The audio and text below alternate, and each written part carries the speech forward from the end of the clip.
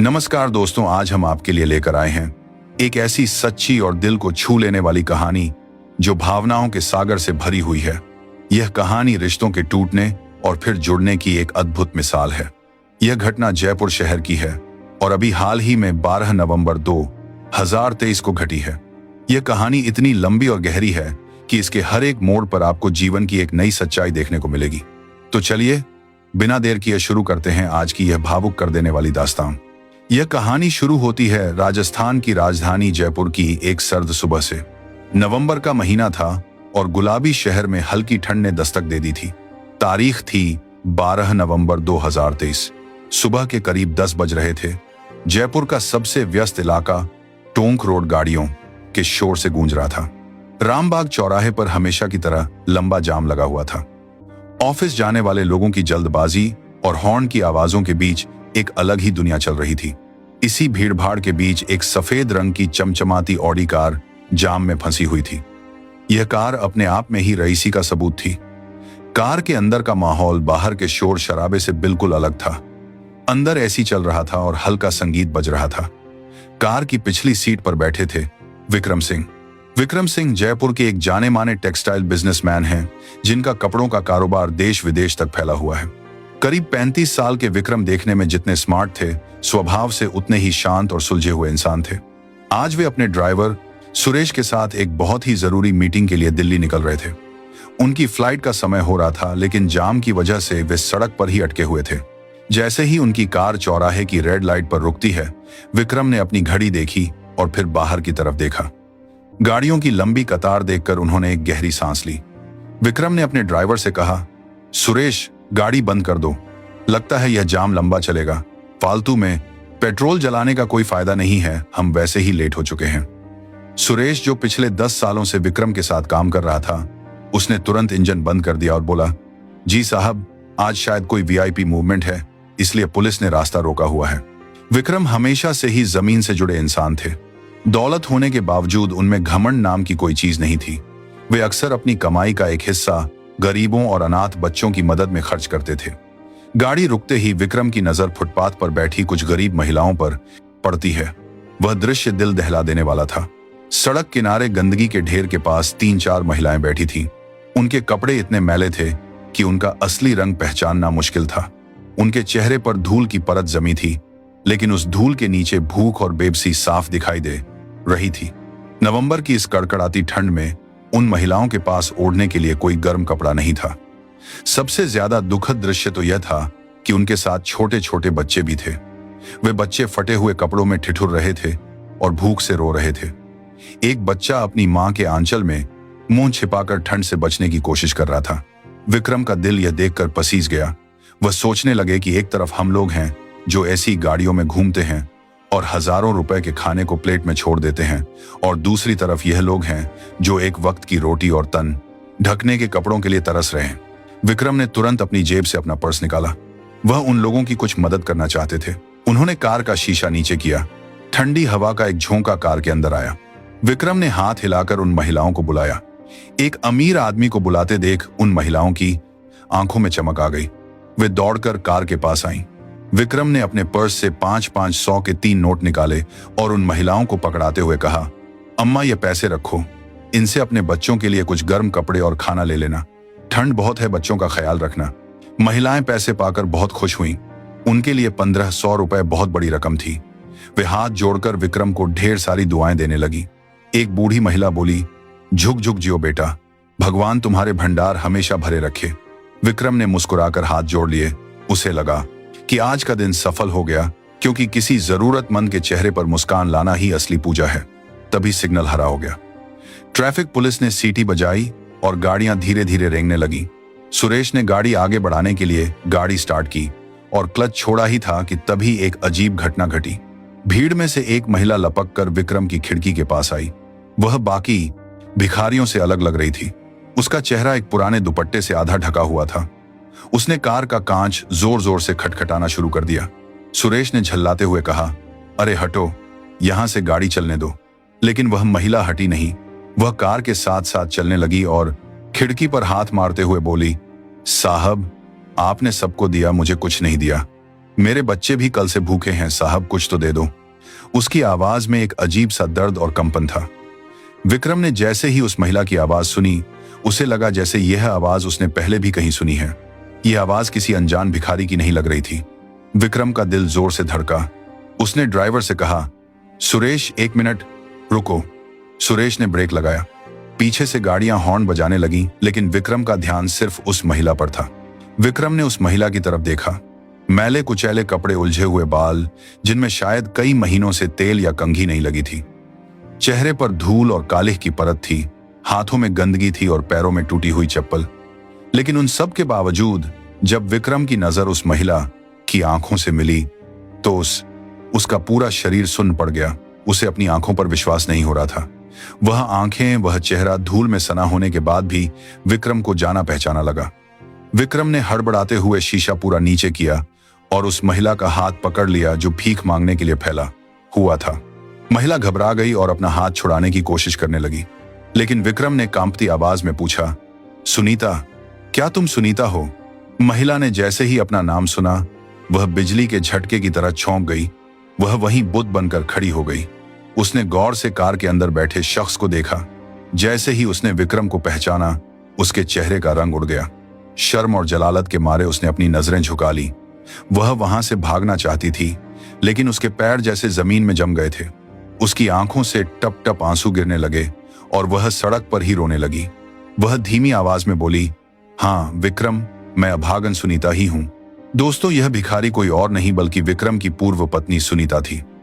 वह सुनीता जिसके साथ विक्रम ने 7 फेरे लिए थे और जिंदगी भर साथ निभाने का वादा किया था।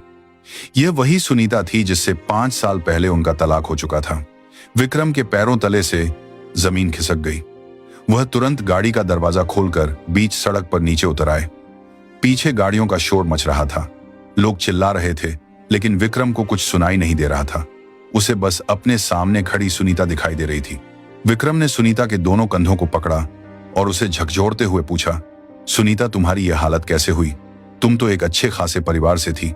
जब हमारा तलाक हुआ था तब कोर्ट के आदेश पर मैंने तुम्हें एक मुश्त 60 लाख रुपए दिए थे। वह 60 लाख रुपए आज के समय में भी एक बहुत बड़ी रकम होती है। तुम उन पैसों से पूरी जिंदगी आराम से बैठकर खा सकती थी।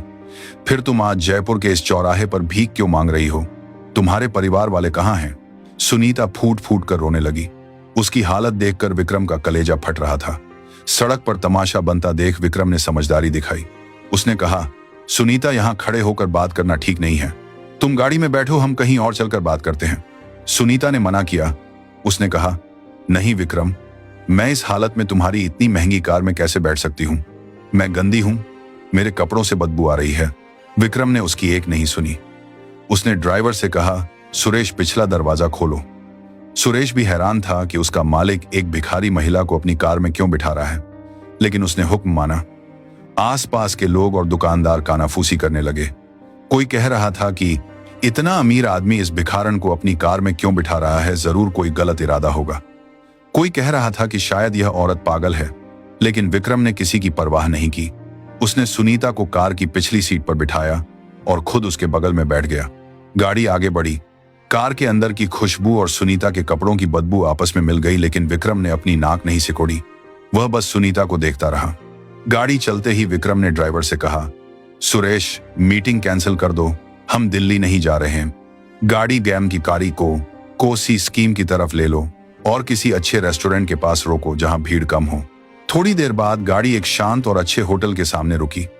विक्रम सुनीता को लेकर अंदर जाने लगा तो होटल के गार्ड ने सुनीता के हुलिये को देखकर उन्हें रोकने की कोशिश की। गार्ड ने कहा, सर, यह भिखारी अंदर नहीं जा सकती। विक्रम को गुस्सा आ गया। उसने कड़े शब्दों में कहा, यह भिखारी नहीं, मेरी मेहमान है और यह मेरे साथ ही अंदर जाएगी। विक्रम का रुतबा देखकर गार्ड पीछे हट गया। विक्रम ने एक प्राइवेट कैबिन बुक किया ताकि कोई उन्हें परेशान न करे। वहां उन्होंने सबसे पहले सुनीता को पानी पिलाया। सुनीता पानी ऐसे पी रही थी जैसे सदियों से प्यासी हो। विक्रम ने उसके लिए गर्मा गर्म खाना ऑर्डर किया। जब खाना आया तो सुनीता खाने पर टूट पड़ी। उसे खाते हुए देख विक्रम की आंखों में आंसू आ गए। वह सोच रहा था कि जिस लड़की के नखरे कभी खत्म नहीं होते थे, जो खाने में जरा सी कमी होने पर थाली फेंक देती थी, आज वह सूखी रोटियां भी ऐसे खा रही है जैसे कोई अमृत मिल गया हो। जब सुनीता ने पेट भर खाना खा लिया और वह थोड़ी शांत हुई, तब विक्रम ने उससे पूछा, अब बताओ सुनीता, यह सब कैसे हुआ? मुझे सच सच जानना है। सुनीता ने अपनी आपबीती सुनानी शुरू की, जो किसी भी पत्थर दिल इंसान को पिघला सकती थी। वह बोली, विक्रम, तुम्हें याद है जब हमारी शादी हुई थी तो सब कितना अच्छा था, लेकिन मेरी बर्बादी की शुरुआत मेरे ही घर से हुई थी।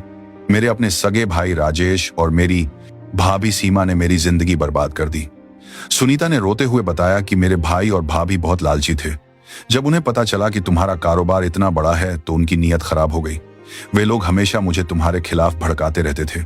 वे कहते थे कि विक्रम तुम्हें दबाकर रखता है, तुम्हें आजादी नहीं देता, जबकि ऐसा कुछ नहीं था। तुम हमेशा मेरा ख्याल रखते थे। लेकिन वे लोग मुझे रोज फोन करके पट्टी पढ़ाते थे। वे कहते थे कि अगर तुम विक्रम से तलाक ले लोगी तो कानून के हिसाब से तुम्हें उसकी जायदाद का बहुत बड़ा हिस्सा मिलेगा। भाई कहता था कि सुनीता तू तलाक ले ले, उससे जो मोटी रकम मिलेगी उससे हम अपना बिजनेस शुरू करेंगे। हम एक बड़ा शोरूम खोलेंगे जिसमें तू मालकिन बनकर बैठेगी। तुझे किसी के आगे हाथ फैलाने की जरूरत नहीं पड़ेगी। हम सब मिलकर ऐश करेंगे। मैं उनकी चिकनी चुपड़ी बातों में आ गई। मेरी मति मारी गई थी विक्रम। मैंने अपने हंसते खेलते घर में आग लगा दी। सुनीता आगे बताती है कि मैंने तुम्हारे साथ रोज झगड़े करना शुरू कर दिया। छोटी छोटी बातों पर क्लेश किया और आखिर में बात तलाक तक पहुंचा दी। मुझे याद है कोर्ट में तुमने मुझसे कहा था कि सुनीता अभी भी वक्त है, मान जाओ, लेकिन मेरे सिर पर तो दौलत का भूत सवार था।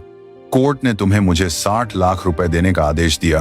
तुमने बिना किसी बहस के वह 60 लाख रुपए का चेक मुझे दे दिया, क्योंकि तुम बस यह चाहते थे कि मैं खुश रहूं। तलाक के बाद मैं अपने मायके आ गई। भाई और भाभी ने वह 60 लाख रुपए का चेक मुझसे ले लिया। उन्होंने कहा कि यह पैसे बैंक में जमा कर देते हैं और जल्दी ही एक अच्छी जगह जमीन खरीदकर घर बनाएंगे। शुरू के 6 महीने तो उन्होंने मुझे रानी की तरह रखा, लेकिन जैसे ही उनके हाथ में पैसा आया उनके रंग बदलने लगे। मेरे भाई ने उन पैसों से शहर के बाहरी इलाके में एक जमीन खरीदी, लेकिन धोखे से उसके कागजात अपने नाम करवा लिए। उसने मुझसे कहा कि टैक्स बचाने के लिए ऐसा किया है। बाकी बचे पैसों से उसने शेयर बाजार और सट्टे में पैसा लगा दिया। भाभी ने भी मेरे सारे सोने के गहने यह कहकर ले लिए कि लॉकर में सुरक्षित रखवा देती हूं, लेकिन किस्मत को कुछ और ही मंजूर था। भाई ने जिस शेयर में पैसा लगाया था वह कंपनी डूब गई। उसे भारी नुकसान हुआ। जो जमीन ली थी उस पर कोई कानूनी विवाद हो गया और वह भी हाथ से निकल गई। देखते ही देखते 60 लाख रुपए हवा हो गए। जब पैसे खत्म हो गए तो घर में क्लेश शुरू हो गया। अब भाभी मुझे बोझ समझने लगी थी। वे मुझे ताने मारती थीं कि तू तो एक पति को छोड़कर आई है, तेरा क्या भरोसा। मेरे माता पिता बूढ़े थे, वे भाई के डर से कुछ नहीं बोल पाते थे।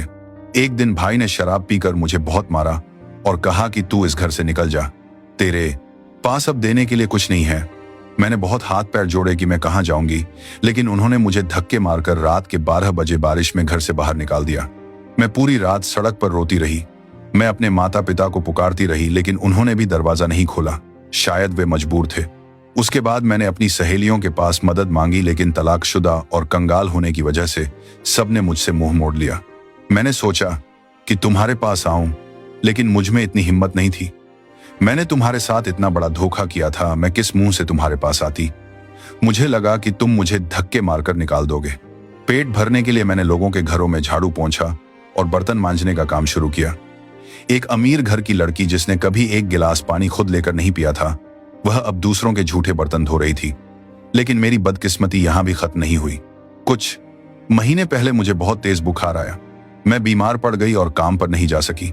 मकान मालिक ने मुझे किराए के कमरे से निकाल दिया। बीमारी और कमजोरी की वजह से कोई मुझे काम पर नहीं रखता था। भूख से मरने की नौबत आ गई थी। जब 3 दिन तक खाने को कुछ नहीं मिला तो मजबूर होकर मैंने अपना हाथ फैला दिया। पहली बार भीख मांगते समय मुझे लगा कि मैं मर जाऊं, लेकिन पेट की आग इंसान से सब कुछ करवा लेती है।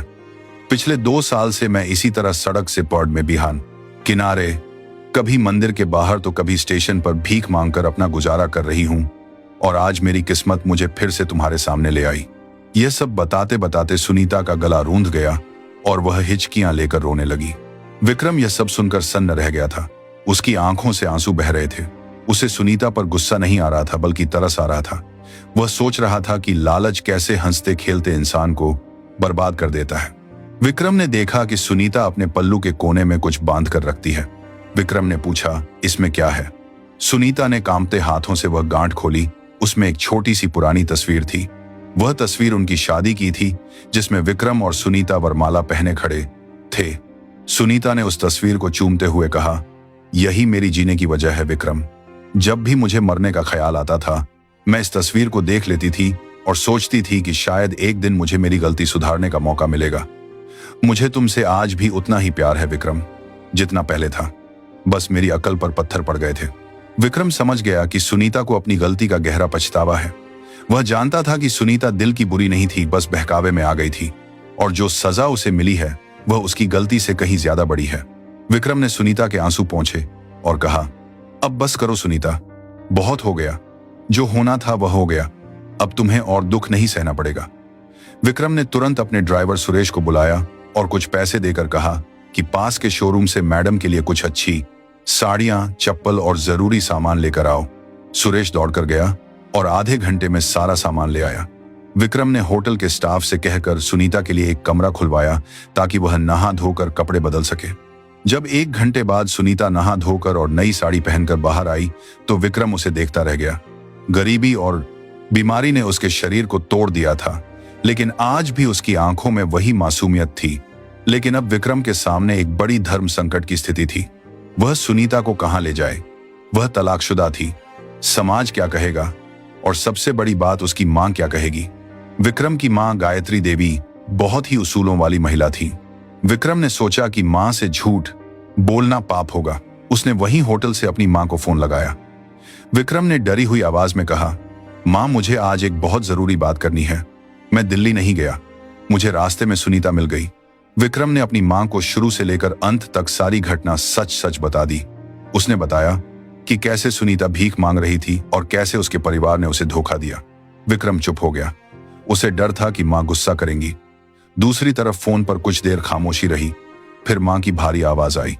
उन्होंने कहा, बेटा विक्रम, क्या तुम्हें लगता है कि वह सच बोल रही है? विक्रम ने कहा, हाँ मां, उसकी हालत झूठ नहीं बोल सकती और उसकी आंखों में सच्चा पछतावा है। गायत्री देवी एक बहुत ही सुलझी हुई और धार्मिक महिला थी। उन्होंने जो जवाब दिया उसने विक्रम का सीना गर्व से चौड़ा कर दिया। मां ने कहा, बेटा, इंसान गलतियों का पुतला है। हमसे भी गलतियां होती हैं। अगर सुबह का भूला शाम को घर लौट आए और उसे अपनी गलती का सच्चे दिल से एहसास हो तो उसे भूला नहीं कहते। उसने अपने कर्मों की सजा भोग ली है, अब उसे और सजा देना ठीक नहीं। वह हमारी बहू थी और अगर तुम उसे माफ कर सकते हो तो उसे घर ले आओ। मैं उसका इंतजार कर रही हूं। मां की बात सुनकर विक्रम की आंखों से झरझर आंसू बहने लगे। उसने फोन रखकर सुनीता को देखा और कहा, चलो सुनीता, घर चलते हैं, मां बुला रही है। सुनीता को अपने कानों पर विश्वास नहीं हुआ। वह बोली, क्या मां जी ने मुझे माफ कर दिया? क्या वह मुझे उस घर में घुसने देंगी? विक्रम ने मुस्कुराते हुए कहा, हाँ, उन्होंने तुम्हें माफ कर दिया है। विक्रम सुनीता को लेकर अपनी कार में बैठा और घर की तरफ चल पड़ा। जब उनकी कार सिविल लाइंस स्थित उनके बंगले के गेट पर पहुंची तो विक्रम ने देखा कि मां दरवाजे पर आरती की थाली लेकर खड़ी थी। यह देखकर सुनीता की रुलाई फूट पड़ी। गाड़ी से उतरते ही सुनीता दौड़कर मां के पैरों में गिर पड़ी। उसने मां के पैर पकड़ लिए और जोर जोर से रोते हुए बोली, मां, मुझे माफ कर दो। मैंने बहुत बड़ा पाप किया है। मैं आपकी गुनहगार हूं। मां ने आरती की थाली एक तरफ रखी और झुककर सुनीता को उठाया। उन्होंने अपने पल्लू से सुनीता का चेहरा पोंछा और उसे गले लगा लिया। मां ने कहा, बेटी रो मत। जो बीत गया वह एक बुरा सपना था। भगवान ने तुम्हें नई जिंदगी दी है। अब इसे आंसुओं में मत बहाओ। तू मेरे घर की लक्ष्मी थी और हमेशा रहेगी। उस दिन घर में एक अजीब सा उत्सव था। नौकर चाकर भी अपनी पुरानी मालकिन को वापस देखकर खुश थे। विक्रम ने सुनीता को उसका पुराना कमरा वापस दिया। धीरे धीरे विक्रम के प्यार और मां की ममता ने सुनीता के घाव भर दिए। विक्रम ने सुनीता के स्वास्थ्य का इलाज करवाया। कुछ ही महीनों में सुनीता फिर से पहले जैसी हो गई, लेकिन अब वह बदल चुकी थी। अब उसमें घमंड नहीं था। अब वह और विक्रम मिलकर गरीब बच्चों के लिए एक संस्था चलाते हैं। सुनीता अब हर शनिवार को उसी चौराहे पर जाती है जहां वह भीख मांगती थी और वहां के गरीबों को खाना और कपड़े बांटती है। उसे उन लोगों का दर्द पता है। दोस्तों, 12 नवंबर 2023 की उस सुबह ने इन दोनों की जिंदगी बदल दी। यह सच्ची घटना हमें बहुत कुछ सिखाती है। सबसे पहली सीख यह है कि लालच बुरी बला है। सुनीता के भाई भाभी के लालच ने न सिर्फ सुनीता का घर तोड़ा बल्कि खुद भी बर्बाद हो गए। दूसरी सीख यह है कि किसी के बहकावे में आकर अपने बने बनाए रिश्तों को नहीं तोड़ना चाहिए। और सबसे बड़ी सीख यह है कि माफी से बड़ा कोई धर्म नहीं है। विक्रम और उसकी मान ने जिस बड़प्पन का सबूत दिया वह आजकल के जमाने में कम ही देखने को मिलता है। अगर विक्रम चाहता तो सुनीता को सड़क पर छोड़कर जा सकता था और दुनिया उसे कुछ नहीं कहती, लेकिन उसने इंसानियत का धर्म निभाया। उसने एक गिरते हुए इंसान को हाथ थाम कर उठाया। दोस्तों, आज की यह कहानी आपको कैसी लगी? क्या विक्रम ने सुनीता को माफ करके सही किया? आप विक्रम की जगह होते तो क्या करते? अपने विचार हमें नीचे कमेंट बॉक्स में लिखकर जरूर बताएं। और हाँ, आप यह कहानी देश के किस शहर या गांव से पढ़ रहे हैं, यह भी लिखना न भूलें, ताकि हमें पता चले कि हमारी कहानियां कहां-कहां तक पहुंच रही हैं। ऐसी ही और सच्ची और प्रेरणादायक कहानियों के लिए हमारे साथ जुड़े रहें। तब तक के लिए अपना और अपने परिवार का ख्याल रखें। धन्यवाद। जय हिंद।